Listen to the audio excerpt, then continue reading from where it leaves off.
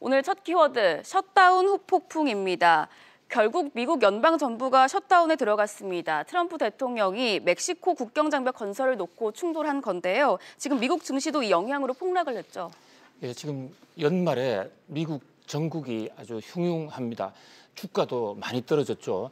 연 사흘 연속으로 떨어져서 나스닥 같은 경우는 하락폭이 전 고점 대비 20%가 넘었는데요.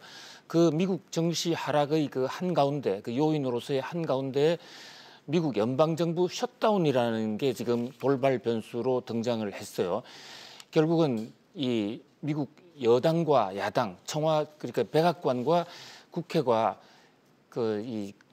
논쟁을 거듭하면서 22일 이제 새벽부터 셧다운이 들어갔습니다. 그러나 지난 금요일, 토요일 주말이었기 때문에 실제로 이 셧다운에 의한 이 효과가 내일부터 본격화될 것으로 보입니다. 미국 시간으로 내일부터요. 근데 또 여기다 크리스마스가 있고 이러기 때문에 실제적으로 그 문을 정말 연방 정부가 닫는 그런 그 사태는 아직까지는 본격화가 되고 있지 않아요. 그래서 문제는 심리적 효과입니다. 연방 정부가 문을 닫은 정도로 지금 여야가 그 충돌을 하고 있다라는 것이 가뜩이나 이 약한 미국 정시에 지금 파문을 주고 있는데요. 정부 셧다운이라는 건 예산안을 제때 통과시키지 못했을 때 연방 정부가 미국은 재정을 집행하지 못하도록 되어 있습니다. 우리나라는 준 예산을 편성해서 지출을 할 수 있기 때문에 구체적으로 타격이 없습니다만 미국은 당장에 연방 정부 공무원들의 문을 닫게 돼 있어요. 그래서 약 80만 명 정도가 이제 집으로 돌아가고 급여도 나오지 않게 됩니다. 물론 여기에 대해서는 연말에 하는 이런 이 셧다운에 대해서 미국 공무원들의 상당수는 속으로 좋아하는 경우도 많이 있습니다. 제가 1995년도에 워싱턴 특파원을 할 당시에 그때 클린턴 행정부 당시에 연방 셧다운을 처음으로 실제로 경험을 했는데 그 당시에는 셧다운이 21일 갔습니다. 그런데 우리가 느끼는 것처럼 미국의 연방 셧다운이 실제적으로 충격은 거의 없어요. 국민들의 민생과 관련된 부분은 셧다운이 없기 때문에요.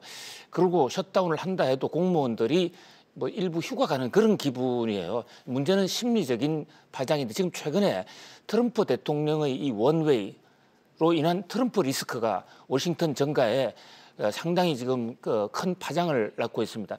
시리아에서 일방적으로 철수하지 않았습니까? 이런 것들이 셧다운하고 연결이 되면서 트럼프 대통령이 그동안에 말로만 해왔던 이 원웨이 정책, 트럼프의 막무가내식 정책을 마구 지금 쏟아넣는 것이 아닌가. 이래서 주가가 지금 떨어지고 있어요. 이 와중에 셧다운은 사실 셧다운을 했을 때 누가 이득을 보느냐 하는 것과 관련해서 백악관과 의회 민주당의 하나의 지금 정치적인 싸움이 되어 있는데요. 셧다운을 하게 된 그 근거가 남쪽에 이 멕시코와의 국경에 담벼락을 짓는 예산이거든요. 그런데 지금 미국 국민들의 여론이 담벼락을 짓자는 쪽이 상당히 많이 있어요. 약 50%가량의 지지율로 올라가고 있거든요. 거기에 지금 트럼프 대통령이 희망을 대고 반이민 정서에 편성해서 다시 한번 대선 가도에 불을 비춰보자 하는 사실 의도된 셧다운이다 하는 그런 점에서 우리가 밖에서 보는 것처럼 미국 경제가 무너진다는 것은 결코 아니다. 다만 오히려 지금 정시가 우려하는 것은 트럼프의 완웨이에 대한 트럼프 리스크가 아니겠는 것인가 하는 그런 관점에서 이 셧다운 사태를 우리가 좀 냉철하게 볼 필요가 있다 이런 생각을 해봅니다. 네, 셧다운 후폭풍으로 트럼프 리스크가 커지고 있는 모습입니다. 이어서 다음 뉴스 키워드 알아보겠습니다.